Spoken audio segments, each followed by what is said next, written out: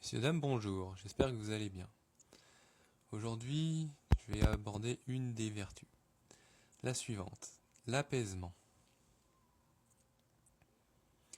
Messieurs, dames, l'apaisement, c'est une vertu que l'on doit développer si on veut éviter tous les troubles, les difficultés, les problèmes lorsque l'on s'agite, lorsque l'on s'excite ou lorsque l'on se trouble.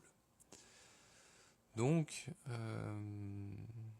on ne peut pas empêcher d'agir dans le monde. Quand on doit agir, on doit agir. Et agissant, on agit.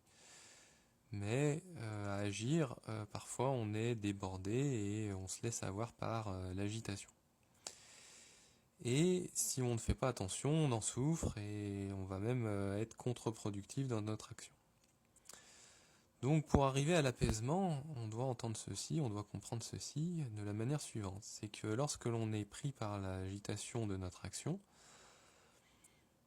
on est certes très efficace, mais on doit justement se maintenir dans cette agitation sans pour autant que celle-ci nous desserve. Et c'est là où on doit développer l'apaisement. L'apaisement, comment?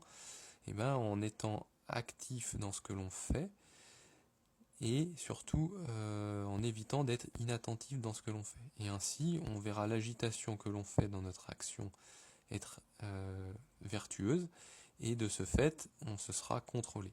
Et c'est ainsi que l'apaisement peut apparaître en nous, dans le sens, on fait ce que l'on a à faire, et on n'est pas nécessairement débordé par ce que l'on fait. On peut faire ce que l'on fait, on y trouve même un certain bien-être à faire ce que l'on fait, et cela vient du fait d'être en accord avec ce que l'on fait. Et c'est ça, être apaisé.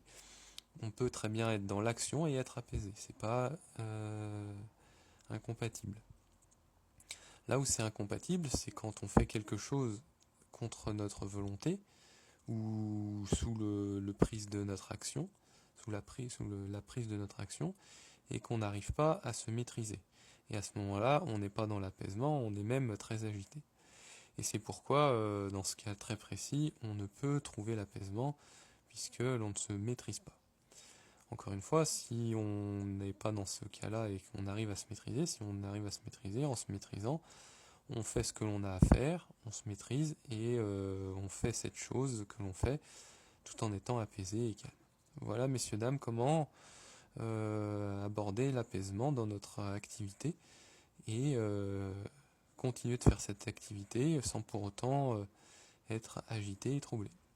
Voilà, messieurs, dames, j'espère que cette vidéo sur la vertu suivante, l'apaisement, vous aura permis de comprendre un peu mieux cet état d'esprit que l'on développe, que l'on met en place, qui nous est bénéfique et dont on y trouve son fruit.